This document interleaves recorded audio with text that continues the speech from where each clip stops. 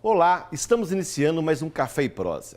Hoje conversaremos com a arquiteta e urbanista Cláudia Pires. Vamos tratar das questões urbanas e do planejamento das nossas cidades.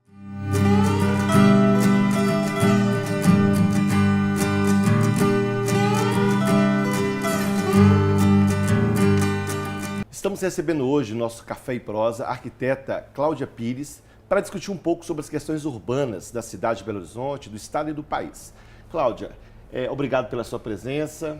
Eu que agradeço o convite, me sinto honrada. Cláudia, nós estamos aqui hoje para discutir um pouco da questão urbana da nossa cidade e de todo o estado. Nós tivemos recentemente as manifestações de junho e de julho, onde uma das questões centrais era a questão urbana, mobilidade urbana, moradia, saúde, educação, as questões que envolvem essa questão complexa que é viver em cidades grandes e as contradições que vão avolumando ao longo do processo. Qual o seu olhar sobre a questão aí dessas manifestações e das mobilizações sociais nesse período, no mês de junho e julho? Olha, toda manifestação pública referente à cidade, ela é bem-vinda, Gilson. Acontece que eu acho que as pessoas que foram para a rua reivindicar o direito de ir à rua, elas não percebem o espaço público como sendo seu, né? As noções que temos hoje de espaço público dentro da cidade, elas estão um pouco fragmentadas, até porque nós temos uma valorização muito maior hoje dos espaços privados do que dos espaços públicos.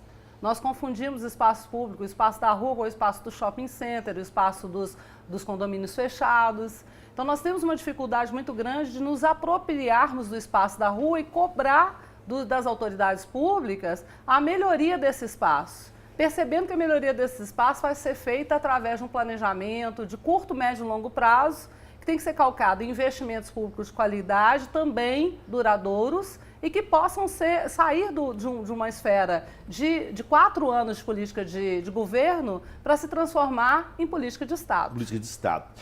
Nós temos visto ao longo da história a reforma urbana de Paris, de Londres, no século passado, onde que a concepção era jogar os pobres para a periferia e construir uma cidade vinculada mais às questões envolvendo o capital, os interesses privados da cidade, como você disse anteriormente.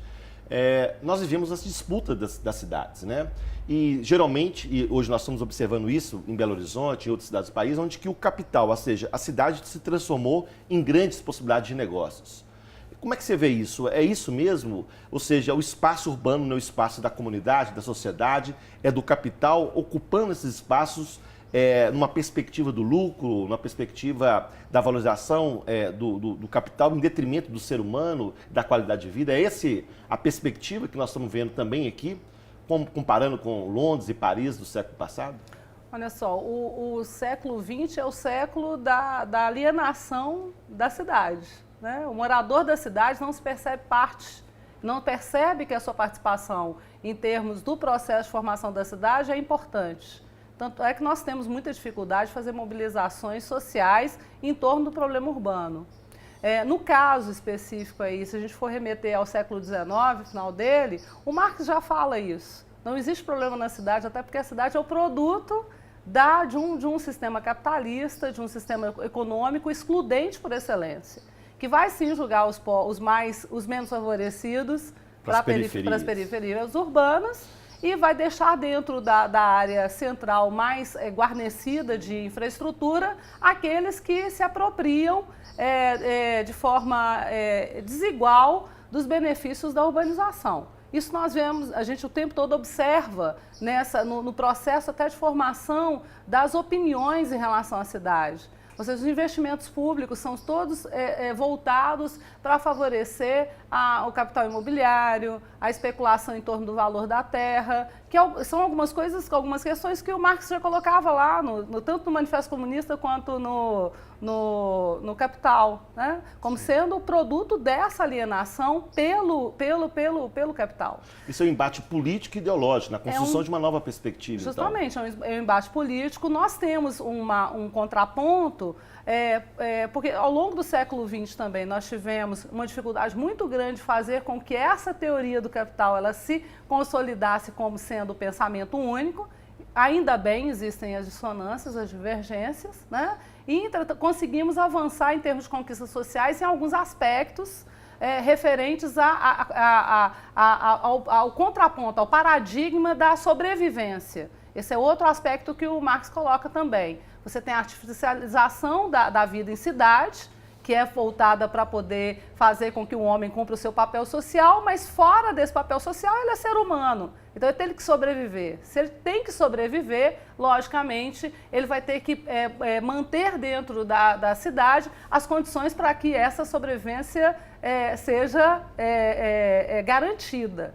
Então, nesse momento, você tem debate sobre a sustentabilidade, sobre a finitude e a escassez dos recursos naturais, sobre toda essa questão do clima, da preservação das nossas áreas verdes, dos espaços, né? Mas ainda não percebido pela coletividade como um problema urbano. Porque hoje nós vivemos, a maioria das pessoas vivem em cidades, né? E o espaço urbano e o espaço rural, eles são diferentes per si. No Brasil, hoje, 80% vivem nas cidades. Justamente. Né? E nós temos os conflitos sociais acirrados dentro da cidade. Apesar da luta do campo, não vou tirar o olhar sobre ela, que ela é importante para entender a cidade, mas hoje nós temos grande parte do nosso debate voltado para as questões urbanas e para aquelas questões que nos incomodam quando o problema é o acesso à infraestrutura de qualidade, ao lugar de qualidade, à moradia de qualidade dentro das grandes cidades. Certo. Essa pertence ainda, apesar de todos os nossos avanços e marcos regulatórios, a um percentual muito pequeno da população que vive nas cidades. O Brasil tem, talvez, um dos estatutos mais avançados do mundo, o Estatuto das Cidades. Um instrumento que foi uma grande luta política no Brasil, demorou, diria, décadas para poder se consolidar. 40 anos. 40 anos. Como é que você vê esse estatuto? Ele está sendo aplicado? Por que não está? Qual seria o desafio nossos, da população, dos movimentos organizados, enfim, de todos aqueles que querem construir uma nova cidade, um novo país, uma nova perspectiva? O que falta para a gente consolidar esse estatuto da cidade na perspectiva que ele foi construído? Como que você avalia essa... Nós temos que cobrar mais dos nossos governantes que eles façam investimentos na cidade, através de políticas públicas que privilegiem o planejamento e não a política da crise, né? Nós trabalhamos o espaço urbano da cidade, seja para resolver questões, por exemplo, como risco, né? A ausência de investimentos públicos nas últimas décadas em função do empobrecimento da nação brasileira para pagar a dívida externa, por exemplo, né? Nós investimos toda a nossa riqueza em pagar os juros da dívida e investimos muito pouco em planejamento das cidades. A cultura urbana brasileira se enfraqueceu nos últimos 30 anos. Justamente naquele momento onde a gente optava por não ser rural e optávamos pela matriz industrial, que precisa de gente, que é fruto de uma temática urbana, fruto de uma necessidade urbana. Então, hoje você tem grandes problemas, né, sociais, mas você tem um marco regulatório e esse marco regulatório é visto pelo um percentual da sociedade brasileira como sendo impossível de ser implantado dentro das cidades. Ora, ele vai ser impossível de ser implantado dentro das cidades somente se, na hora de tomarmos decisão em cima dos nossos orçamentos públicos, privilegiarmos a crise, privilegiarmos as elites, o capital imobiliário e deixarmos de fora da discussão os investimentos em habitação, em infraestrutura, em saneamento, em esgoto, né, de uma forma geral. Isso acontece o tempo todo.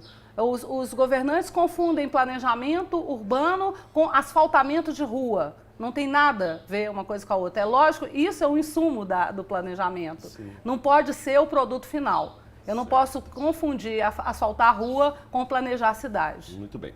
Cláudia, nós vamos para um pequeno intervalo agora e daqui a pouco nós voltamos com Cláudia Pires, arquiteta e urbanista.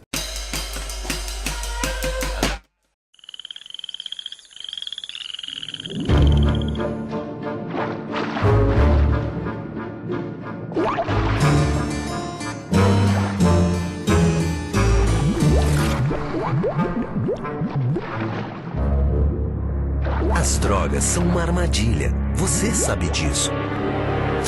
seu filho não. Converse com ele. O diálogo é a melhor forma de afastar o perigo das drogas.